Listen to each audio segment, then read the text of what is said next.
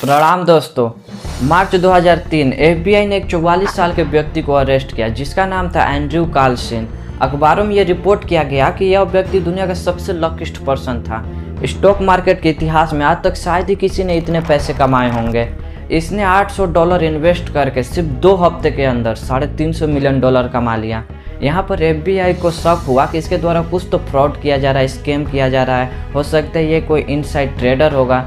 लेकिन जब इसको अरेस्ट करके पूछताछ किया गया तो इसने जो जवाब दिया वो सुनकर सभी हैरान हो गए। उसने बोला, मैं एक टाइम ट्रेवल हूँ, 250 साल फ्यूचर से ट्रैवल करके आया हूँ। मुझे पता था कि कौन सा स्टॉक ऊपर जाएगा, कौन सा नीचे जाएगा। मैंने सोच समझ के पैसे लगाए। ये सुनकर सभी हैरान हो जाते हैं। एफबीआई को लगता है ये पक्का झूठ बोल रहा है, मैं इसे प्रूव करके दिखाऊंगा कि ये गलत है। जांच और आगे बढ़ाई गई। जांच किया गया तो पता चला कि दिसंबर 2002 से पहले इसका अर्थ पर कोई रिकॉर्ड ही नहीं था।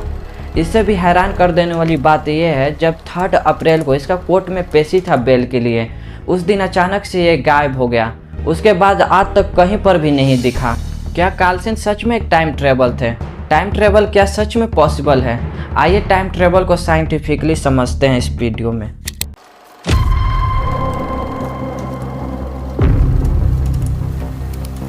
दोस्तों, टाइम ट्रेवल 2 तरह से होता है, या तो फ्यूचर में ट्रैवल करना या तो पास्ट में ट्रैवल करना। बट क्या ये रियली में संभव है? आप सबको लगता होगा कि ये सब बेकार की चीज़ें, ऐसा कुछ नहीं होता, सब फालतू है। बट अगर कुछ साइंटिस्ट का थ्योरी देखें तो वो टाइम ट्रेवल को सही साबित करती हैं।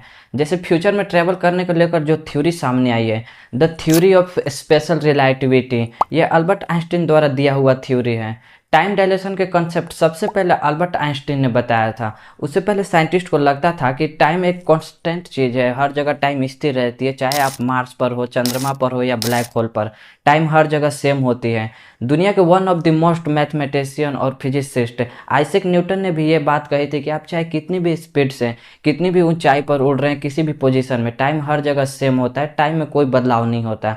लेकिन आइजैक न्यूटन को गलत साबित करते हुए अल्बर्ट आइंस्टीन ने यह कहा, टाइम हर जगह सेम नहीं होता। टाइम एक नदी की तरह है। जैसे नदी की पानी कभी स्लो होती है तो कभी उसका बहाव तेज हो जाता है, डिपेंडिंग अपॉन स्पीड और ग्रेविटी। सही सुना आपने, अल्बर्ट आइंस्टीन ने कहा था टाइम को स्लो और फास्ट किया जा सकता है अगर उसकी ग्रेविटेशनल फोर्स चेंज कर दिया जाए और उसकी स्पीड चेंज कर दिया जाए तो।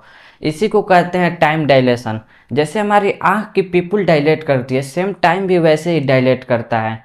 एक्चुअली में अल्बर्ट आइंस्टीन ने इसकी डिस्कवरी कैसे करी थी उसका एक्सप्लेनेशन हम किसी और वीडियो में करेंगे। वीडियो काफ़ी ज़्यादा लंबी हो जाएगी, वो बहुत ही बड़ा एक्सप्लेनेशन है। खैर, हम अपने टॉपिक पर वापस आते हैं। जैसे अब मान लीजिए आप किसी ऑब्जेक्ट में बैठे हैं, कोई एरोप्लेन हो गया या कोई भी स्पेस क्राफ्ट हो गया, वो जितनी स्पीड से जाएगा उसके लिए टाइम उतना ही कम हो जाएगा। अब जैसे मान लीजिए मेरे पास 2 वॉच है, एक मैं अपने पास रखता हूँ और एक वॉच आप अपने साथ उस एरोप्लेन में ले जाते हैं और वो एरोप्लेन पूरी धरती का चक्कर लगाकर वापस आता है। तो आप जब दोनों वॉच में टाइम कंपेयर करोगे तो आप जो अपने साथ वॉच ले गए थे उसमें कुछ नैनो सेकेंड टाइम कम होगा।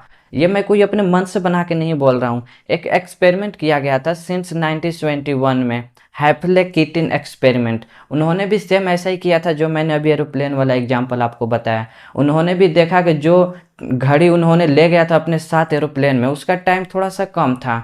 तो ये जो एक्सपेरिमेंट है इसने the theory of time dilation, Albert Einstein की थ्योरी को सही साबित कर दिया था।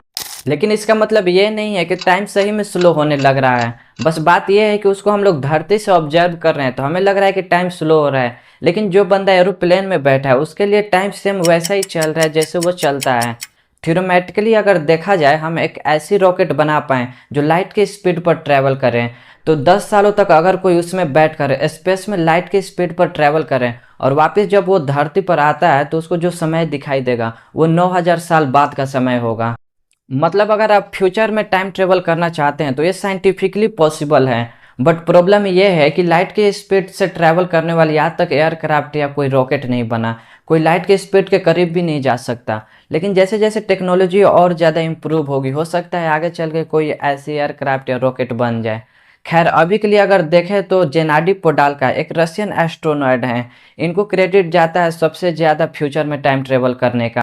ये वो इंसान है जो सबसे ज़्यादा लंबे समय तक स्पेस में रहे, 829 डेसेस। जब ये स्पेस में थे तो 2800 किलोमीटर प्रति घंटा की रफ्तार से ट्रैवल कर रहे थे। उस हिसाब से देखा जाए तो इन्होंने फ्यूचर में 0.02 सेकेंड ट्रैवल कर लिया।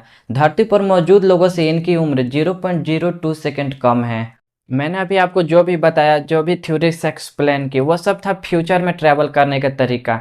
लेकिन क्या पास्ट में भी ट्रैवल करना इतना आसान है? तो मैंने अभी तक जितने भी साइंटिस्ट का थ्योरी पढ़ा, किसी में पास्ट में ट्रैवल करने का जिक्र नहीं था। मतलब ये पॉसिबल नहीं है। ओवरऑल देखें तो पास्ट में ट्रैवल करने में बहुत सारी लॉजिकल प्रॉब्लम आती हैं। जैसे एक पैराडॉक्सेस होता है और एक होता है ग्रैंड फादर पैराडॉक्सेस।